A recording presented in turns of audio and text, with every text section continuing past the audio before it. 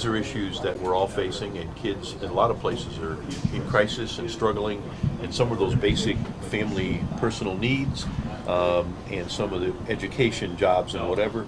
But really it comes down to we've got to provide young people a sense of hope, and there is opportunities in the future for them. What are you hearing when you go into those neighborhoods? Is there one thing in particular that you keep hearing over and over again? Well, it's maybe a little more complicated than just one thing, but for some it is those basic needs issues. When you don't know where you're going to sleep at night, and you don't know where your next meal is going to come from, and nobody's checking on you at the end of the day or even the beginning of the day, those are those kind of issues. There's others who can't see where they fit in the future.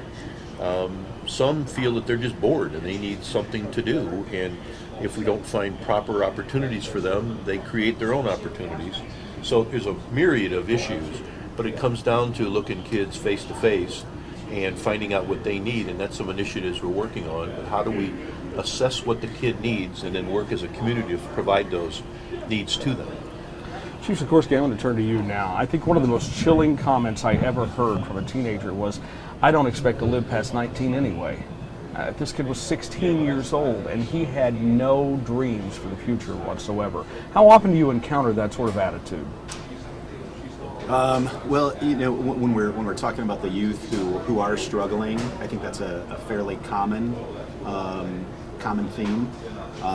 But I think the other thing that's important too is, that's a minority of the youth that we're talking about. We have a lot of our kids in the community are doing some pretty amazing things and do have hope, do have dreams, do have aspirations. But just personally having been involved with some kids who have and still are troubled, that seems to be one of the common themes is living for today and not expecting to live a long, prosperous life, if you will. Correct me if I'm wrong, but I think in addition to you